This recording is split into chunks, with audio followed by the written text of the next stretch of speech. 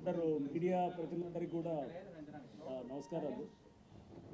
బేసికల్గా ఈ press meet ఉద్దేశము హైడ్రా ఈ సంవత్సర కాలంలో అంటే దాదాపు ఈ 6 నెలలు ఫార్మేషన్ తెలుసు.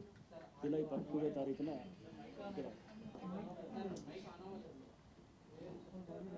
రావట్లేదు.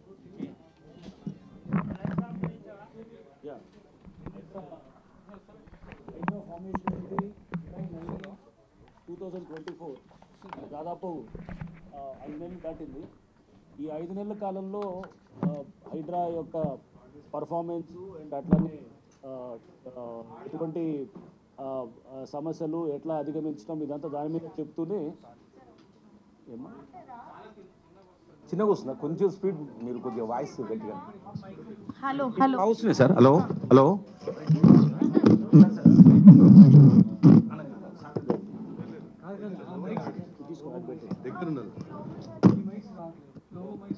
ఈ మైక్ లేదా ఇది ఈ మైక్ లేదా కార్డ్లెస్ ఉందా చూడండి. ఓకే అక్కడ రావట్లేదేమో.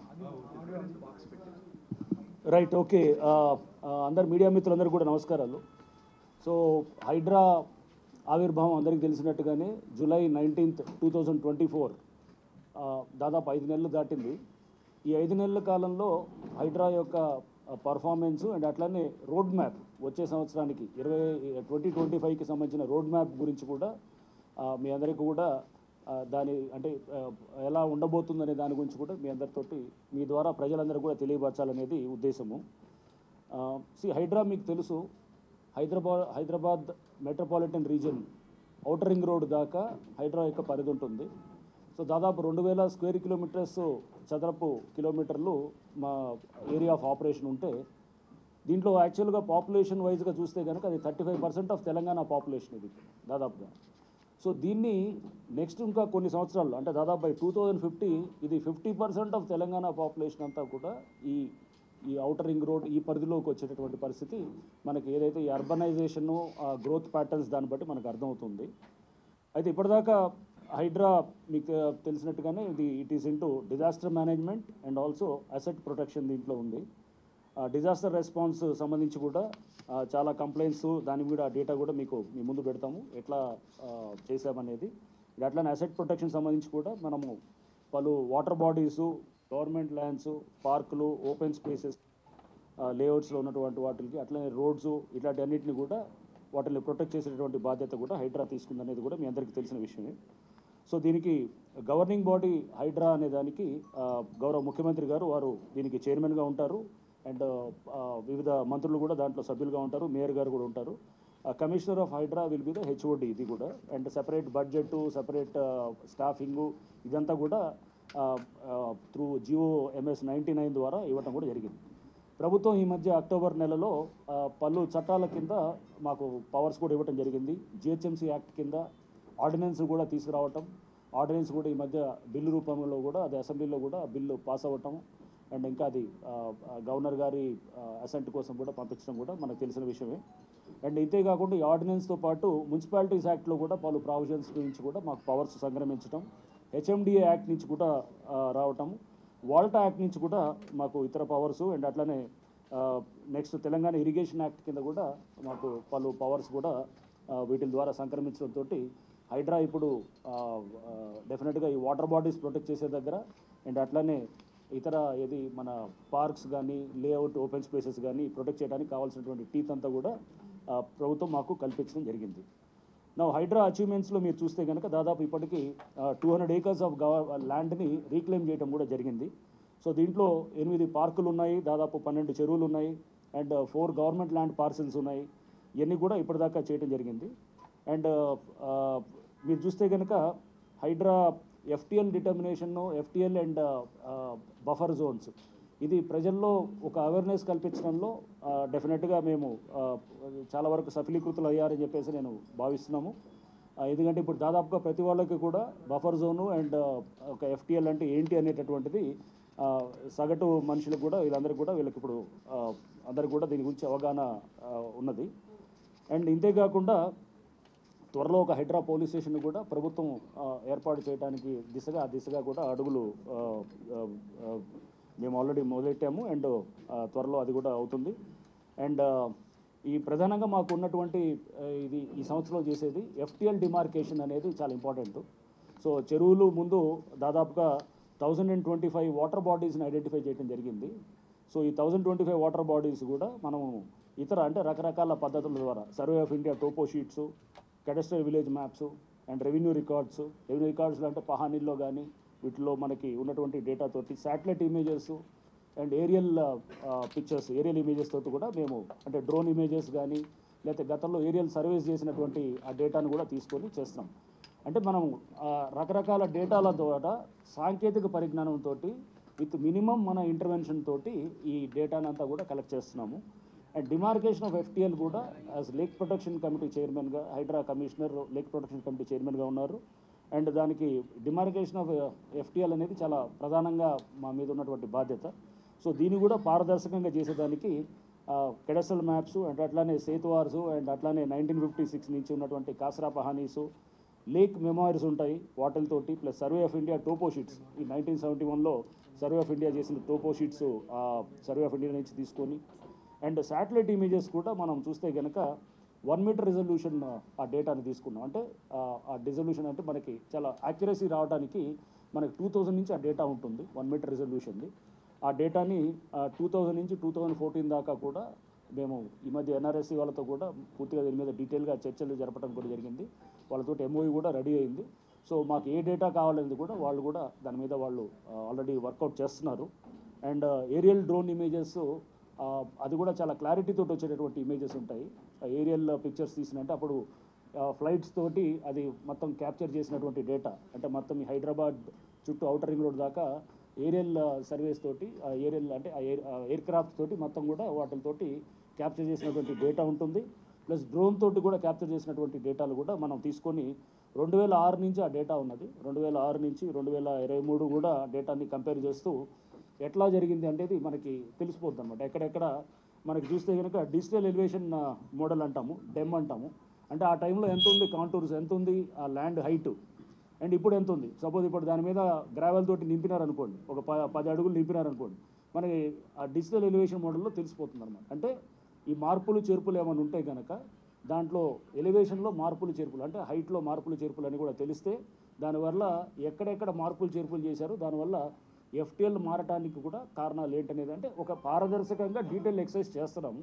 చేసే ముందు ఒక FTL అనేది డీటెయిల్గా మార్క్ చేసి, లేకపోతే ఏమవుతుందంటే కొంతమంది ఎవరైతే కనుక నింపినారో వాళ్ళు సేఫ్ అయిపోతారు, నింపల నుండి వాళ్ళ వైపు వాటర్ వచ్చేసి అదంతా వాళ్ళ ఏరియాలో FTL అట్లా అంటే ఒక స్క్యూడ్ ఇది రావడానికి అవకాశం ఉంది. కాబట్టి ట్రాన్స్పరెంట్గా సైంటిఫిక్ పద్ధతిలో చేసేదానికి ఈ పద్ధతులు అవలంబిస్తున్నాం అనమాట. సో నెక్స్ట్ ఇది వేరే శాటిలైట్ ఏజెన్సీస్ తోటి కూడా మేము చర్చలు జరుగుతున్నాయి. అండ్ అట్లానే NRSC తోటి కూడా డీటెయిల్గా మేము వారితో కూడా సంప్రదిస్తున్నాము. అండ్ నాలాస్ మీద కూడా మన గతంలో కిర్లోస్కర్ అండ్ ONGC కంపెనీ వాళ్ళు చేసినటువంటి రిపోర్ట్స్ ప్లస్ దీంట్లో NRSC వాళ్ళ నుంచి కూడా సహాయ సహకారాలు తీసుకుంటున్నాము. ఈ నాలాస్కి సంబంధించిన వాటిలో కూడా especially 3rd order and 4th order అంటే 1st, 2nd ఆర్డర్ అంటే చిన్న కాలువలు ఉంటాయి అన్నమాట. బట్ 3rd, 4th ఆర్డర్కి వచ్చేవాడికి మెయిన్ స్ట్రీమ్స్ ఉంటాయి. దాని విడ్త్ ఎలా ఉండింది అనే దాన్ని కూడా మనం విలేజ్ మ్యాప్స్ ద్వారా అండ్ అట్లానే ఇతర ఏది మనకి గతంలో చేసినటువంటి స్టడీస్ ద్వారా అండ్ ప్లస్ మనకి మెయిన్గా శాటిలైట్ ఇమేజెస్ ద్వారా కానీ లేకపోతే టోపో షీట్స్ ద్వారా కానీ కూడా గుర్తించడానికి ప్రయత్నం చేస్తున్నాం అనమాట.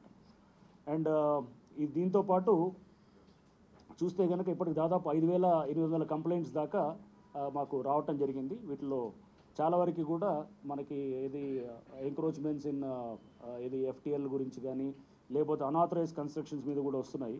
సో అనాథరైజ్ కన్స్ట్రక్షన్స్ మీద కూడా హైడ్రాకి ఇప్పుడు అదర్ దెన్ GHMC అంటే అవుట్ సైడ్ GHMC చుట్టూ ఉన్న 27 మున్సిపాలిటీస్లో కూడా అనాథరైజ్ కన్స్ట్రక్షన్స్ మీద కూడా యాక్ట్ చేసేటటువంటి అధికారం మున్సిపాలిటీస్ యాక్ట్ ద్వారా మాకు సంక్రమించడం కూడా జరిగింది అనేది కూడా మీ అందరికీ కూడా తెలియపరుస్తున్నాం. సో దాంట్లో కూడా మాకు ప్రధానంగా అసోసియేషన్స్ ఎవరైనా కంప్లైంట్ చేస్తే అంటే అక్కడ ఎందుకంటే చాలా చోట్ల వచ్చాయి ఇది.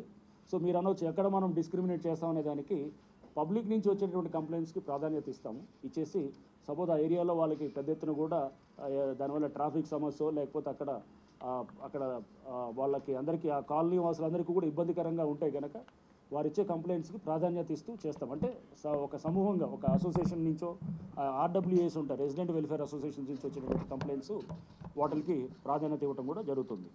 అండ్ అట్లానే మనము సాంకేతిక పరిజ్ఞానాన్ని వాడుతూ కూడా మనము వీటిని ఇప్పుడు ఎంక్రోచ్మెంట్స్ని కూడా గుర్తించడానికి చేస్తున్నాము.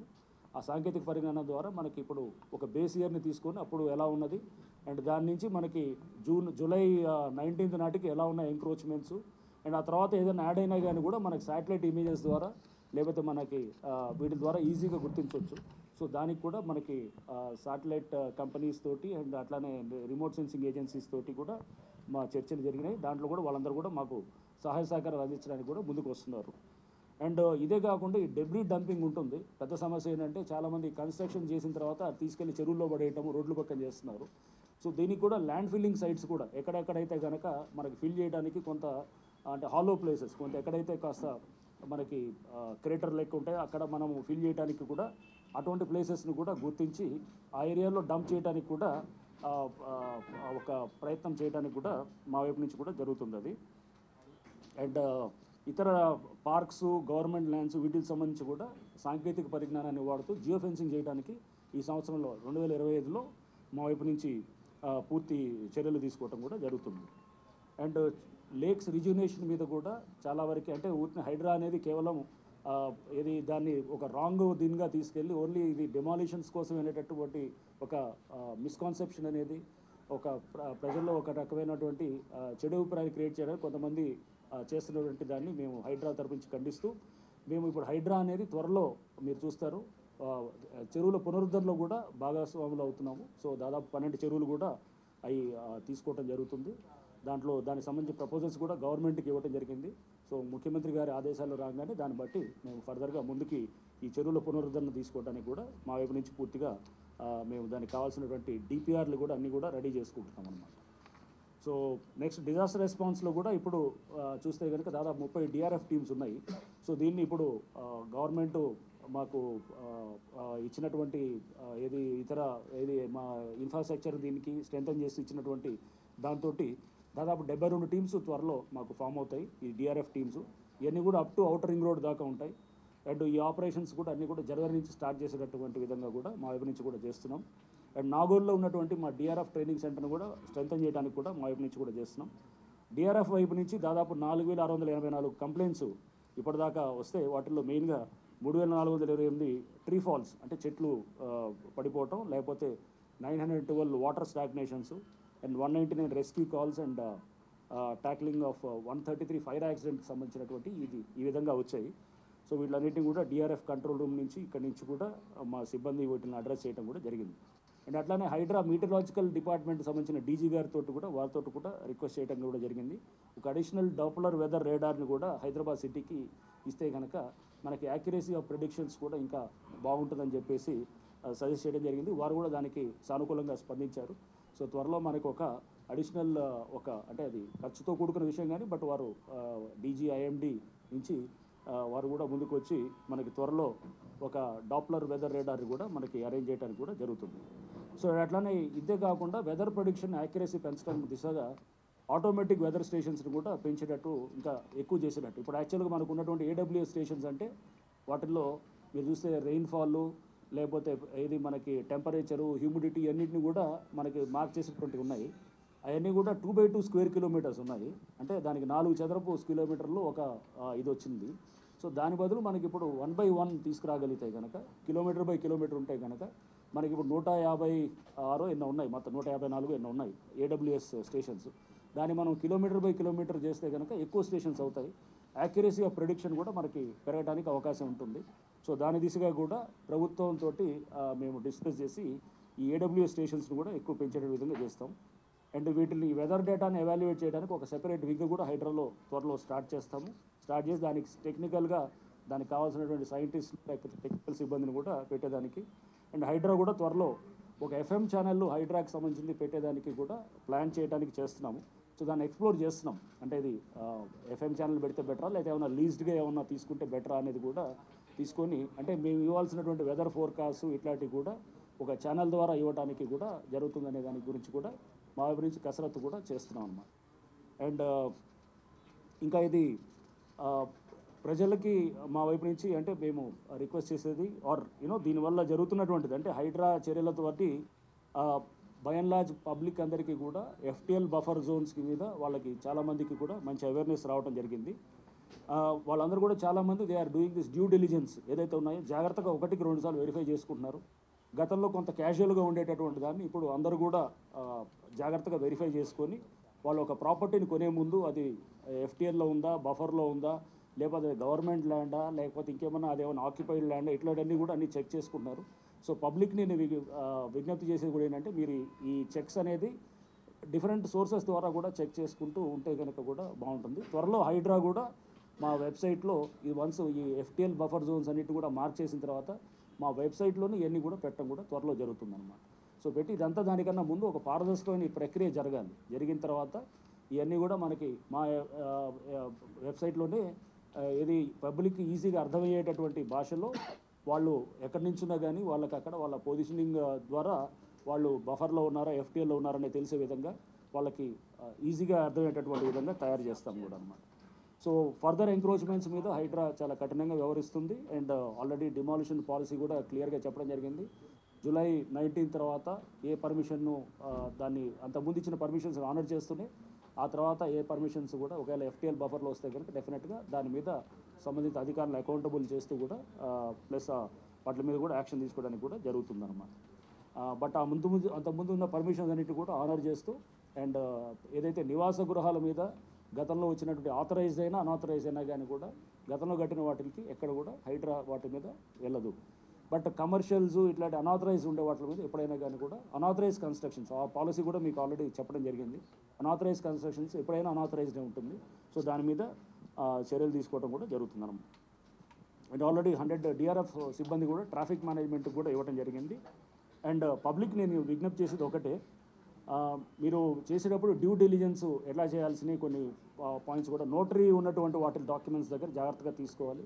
ఎటువంటి పరిస్థితుల్లో నోటరైజ్డ్ డాక్యుమెంట్స్ తీసుకున్నారంటే కనుక దాంట్లో ఏదో తేడా ఉన్నట్టుగా చూడాలి. అండ్ వితౌట్ రిజిస్ట్రేషన్ ఉండేటువంటి వాటిల్లో అండ్ అనాథరైజ్ కన్స్ట్రక్షన్స్ కూడా ఎక్కడైనా అనాథరైజ్ కన్స్ట్రక్షన్స్ ఉంటే కనుక దాన్ని కొనేటప్పుడు ఒకవేళ మీరు అలాంటి రిజిస్ట్రేషన్స్ అవుతున్న మాత్రాన వాళ్ళు ఏదో కోర్టు నుంచి వెళ్ళి ఒకటి తీసుకొచ్చి ఉండొచ్చు కూడా కొన్ని అట్లాంటి పరిస్థితుల్లో కూడా జరుగుతుంటుంది. దాన్ని మీరు అక్కడ జాగ్రత్తగా 2-3 మెథడ్స్లో వెరిఫై చేయండి. వెరిఫై చేస్తే కనుక మీకు డెఫినెట్గా వస్తుంది. మేము మీకు వచ్చేటువంటి కంప్లైంట్స్ అన్నింటినీ కూడా తీసుకుంటూ రేపు ఎట్లానో మాకు ఎవ్రీ మండే అంటే ఈ కొత్త సంవత్సరంలో గ్రీవెన్సెస్ డే పెడుతున్నాం. వచ్చే కంప్లైంట్స్గా తీసుకుంటూ పబ్లిక్ ఈజీగా అర్థమయ్యేటటువంటి విధంగా మా వైపు నుంచి ఏది కావాలనేది కూడా వాళ్ళకి నుంచి కూడా తీసుకుంటూ మేము కూడా ఎప్పటికప్పుడు మాడిఫై చేసుకుంటూ పబ్లిక్ వచ్చేటటువంటి ఇబ్బందులు ఏమైనా ఉంటే కనుక దాన్ని కూడా మనం తీసుకొని మా వెబ్సైట్లో పెట్టేస్తూ ఇది చేసేటటువంటి దిశగా కూడా ఈ సంవత్సరంలో అంటే అటు ఇటు పరిగెత్తడం అనేది లేకుండా వీలైనంత వరకు సమాచారాన్ని అంతా కూడా క్రోడీకరించి మా దగ్గర నుంచి ఒక అథెంటిక్ ఇన్ఫర్మేషన్ వచ్చే విధంగా కూడా మా వైపు నుంచి కూడా ప్రయత్నాలు కూడా జరుగుతుందన్నమాట.